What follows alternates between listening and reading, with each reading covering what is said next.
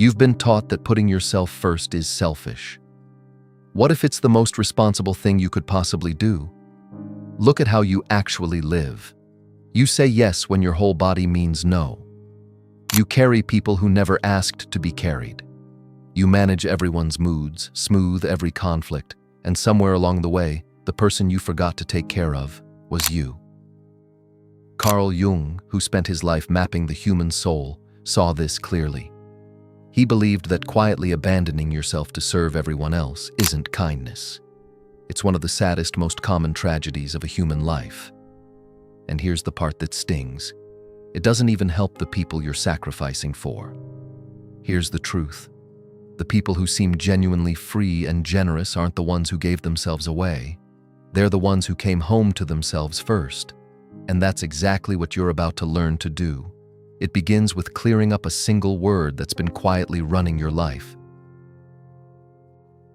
That word is selfish, and it's done more damage in your life than almost anything else.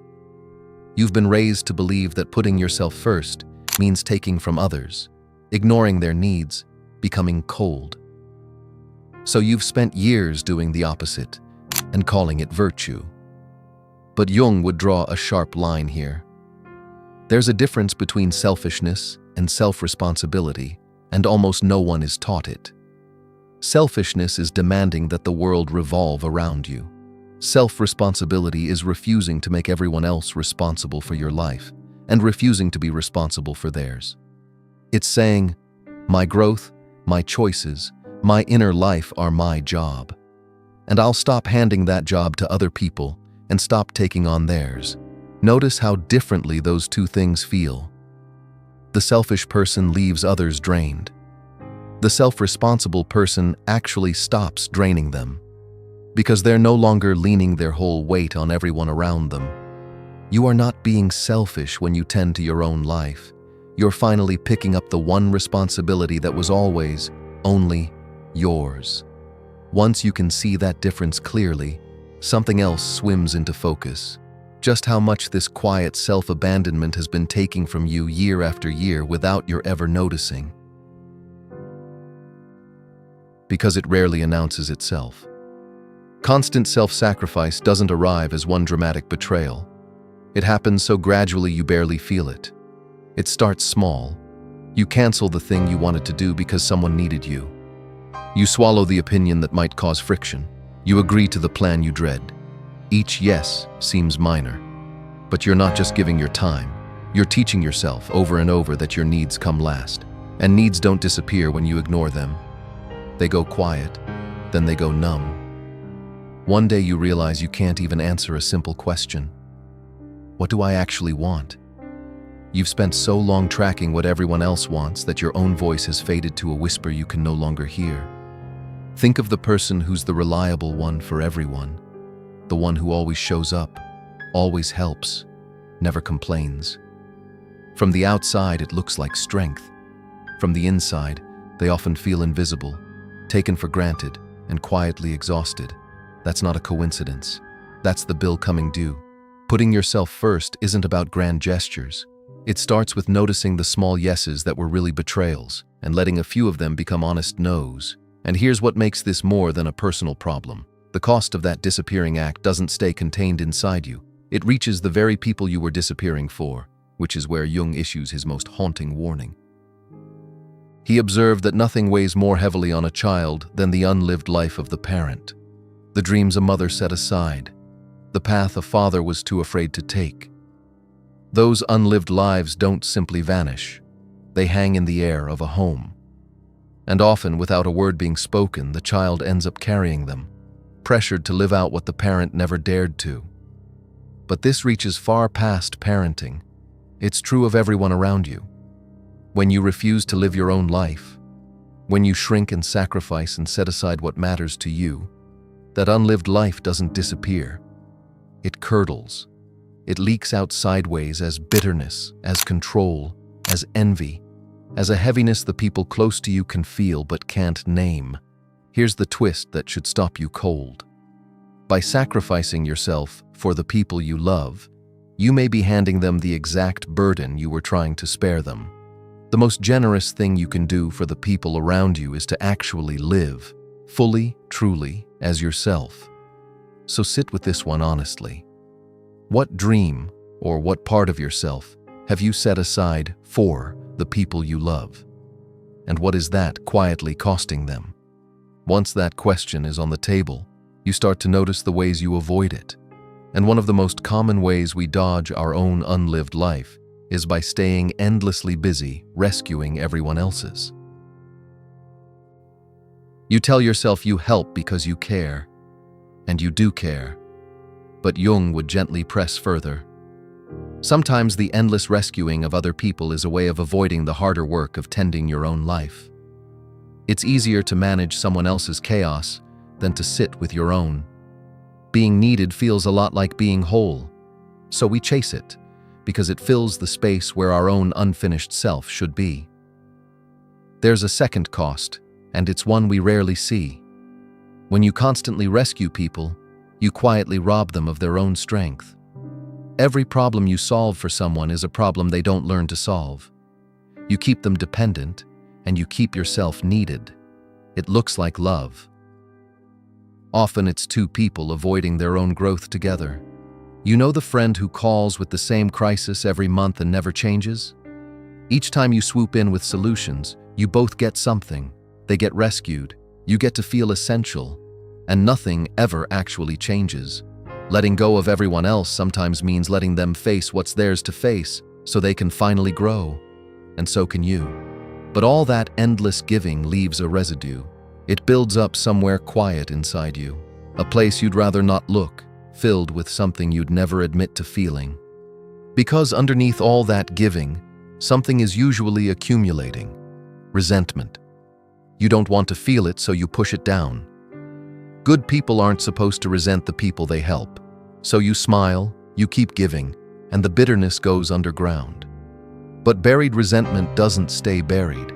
It seeps out in passive comments, in a martyred sigh, in keeping silent score of everything you've done for everyone. It leaks into your love and slowly sours it. This is the hidden problem with self-sacrifice that no one warns you about. Sacrifice that isn't freely chosen breeds resentment, and resentment is corrosive. The very generosity you're so proud of starts to poison the relationships it was meant to serve. And here's the thing: that resentment is actually information. It's the part of you that never agreed to be erased, still alive, still protesting. It's not a flaw to be ashamed of. It's a signal that you've been abandoning yourself, and some healthy part of you knows it. When you honor your own needs instead of overriding them, the resentment has nothing to feed on. It dissolves, and your generosity becomes clean again, freely given, not secretly resented. And when you trace that resentment back to its root, you usually find the same thing waiting there, a weight you picked up long ago that was never actually yours to carry: everyone else's feelings. Somewhere along the way, you took on a job that was never yours, managing how everyone around you feels. You walk into a room and instantly scan the mood. Is he upset? Is she disappointed? Did I cause that? And the moment you sense any discomfort, you leap to fix it, apologizing, over-explaining, bending yourself into whatever shape keeps everyone content. You've made yourself responsible for the emotional weather of every person in your life. But Jung understood that each person's inner world is their own. Their feelings arise from their history, their wounds, their interpretations, not from you. When someone is disappointed that you finally said no, that disappointment is theirs to feel and theirs to move through. You caused a boundary. You didn't cause their entire reaction to it. This is what letting go of everyone else really means. Not abandoning people, handing them back their own emotional lives. Trusting them to be adults who can manage their own feelings, just as you're learning to manage yours. You are allowed to disappoint people. Their disappointment will not destroy them, and it won't destroy you. Of course, knowing this and actually doing it are two very different things. The instant you try to hand those feelings back, something rises up inside you to stop you cold. And until you understand it, it wins every time. That something is fear. Underneath all the people-pleasing and the self-sacrifice, Fear is what's really running the show. Fear that if you put yourself first, you'll be called selfish. Fear that if you stop giving so much, people will leave. Fear of the guilt that floods in the moment you choose yourself. That guilt can feel unbearable, like proof you've done something wrong. But Jung would ask you to look closer at it. Often, that guilt isn't your conscience telling you you've harmed someone. It's just the discomfort of breaking an old pattern, the alarm that goes off the first time you step off a path you were trained to never leave. It feels like wrongdoing. It's actually just unfamiliarity. Picture the first time you tell a loved one, kindly and clearly, that you can't take something on. Your heart pounds, the guilt surges, every instinct screams to take it back. Sit through that moment without caving, and something remarkable happens. The world doesn't end, the relationship survives, and you discover the fear was far bigger than the reality. The way out isn't waiting until the fear is gone. It's choosing yourself while the fear is still there, until it slowly loses its grip. And even once you push through that fear, one stubborn objection tends to remain. The quiet belief that putting others first is simply the kinder, more loving thing to do. So let's take that objection head on, because it's the one keeping most people trapped. Jung's answer to it is a firm no. And here's why. You cannot give what you don't have. When you're depleted, running on empty, quietly resentful, the love you offer is thin and strained. You go through the motions, but there's no genuine warmth left in the tank. You're performing generosity while starving underneath it. Imagine slowly giving away the rooms of your own house, this one to a friend's needs, that one to a family member's crisis, another to someone's endless drama, until you're standing in the hallway with nowhere left to be yourself. From that hallway, you have nothing real to offer anyone. You're just surviving. Real generosity flows from fullness, not depletion. When you've tended your own inner life, met your own needs, honored your own wants, then what you give comes from overflow. It's freely offered, with no hidden bill attached. It doesn't leave you empty because it's coming from a place that's actually full. This is the paradox at the heart of it all. Put yourself first, and you don't become less loving. You finally become capable of love that doesn't cost you your soul. But filling yourself back up sometimes asks something hard of you. It means loosening your grip on the very people who've been draining you. And that brings us to the part of all this that sounds harshest of all. Because let go of everyone else sounds cold, so let's be clear about what it does and doesn't mean. It's not about slamming doors or cutting people off in anger. Letting go, in the deepest sense, is releasing your grip. It's putting down the compulsion to control, fix, manage, and carry. With most people, you don't leave them at all. You simply change how you relate. You stay in the relationship, but you stop drowning in it. You care without carrying. You love without losing yourself. With some people, though, the truly draining, the endlessly taking, the ones who only value the version of you that disappears, letting go may mean creating real distance.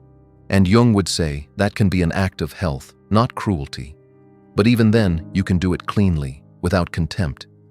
You don't need to make someone the villain to give yourself permission to step back. The mark of a clean goodbye isn't bitterness. It's a kind of quiet peace. I wish you well. And I can no longer set myself on fire to keep you warm. You release them and yourself at the same time, without poison. And once you loosen that grip, once your hands are no longer full of everyone else's lives, you're left facing something you may have spent years avoiding. Turning toward it is where coming home to yourself truly begins. It's a simple thing you've been too busy to face. What do you actually want? And Jung believed you can only begin to answer it by turning your attention inward, because the person who is always looking outward, watching everyone else, slowly forgets they have an inside at all. He put it beautifully. The one who looks outside dreams, but the one who looks inside awakens. For you, awakening is simple, though not easy. It's beginning to ask yourself throughout the day questions you may have stopped asking years ago. What do I want right now? What do I actually feel? What would I choose if no one else's reaction mattered? At first, you might not even know the answers. That's how long they've been buried. That's okay. The asking itself is how you start hearing your own voice again. Slowly, the whisper grows back into something you can actually follow. And then you begin to act on it, in small ways. You choose the thing you want. You say the honest no. You take the 20 minutes that are only yours. Each small choice is you telling yourself, at last, you matter to me too. So let yourself answer it now, honestly, with no one else in the room. If you truly asked what you want, what would it say? Hearing that voice once, though, isn't the same as living by it. That takes practice. And that's the final, most important thing to understand. Because Jung never promised a single moment where you suddenly love yourself and never abandon yourself again. Coming home to yourself is a lifelong practice, 1,000 small choices, not one dramatic decision. Which means you don't have to get it all right today. So take just one idea from everything we've walked through and live it this week. Maybe you let one small yes become an honest no. Maybe you sit through the guilt of choosing yourself without caving. Maybe you hand one person's feelings gently back to them and trust they can carry their own. Small, honest choices like these rebuild an entire life over time. Every time you honor your own needs, every time you let go of a weight that was never yours, you take one more step back to yourself. Because putting yourself first was never about turning away from the people you love. It was about finally showing up as someone who's actually there, whole, honest, and no longer disappearing. Imagine who you'll be then, steady, generous from fullness instead of fear, present in your own life at last. That person isn't selfish, and they were never lost. They've been waiting, underneath all the years of self-abandonment, for you to stop giving yourself away and finally come home.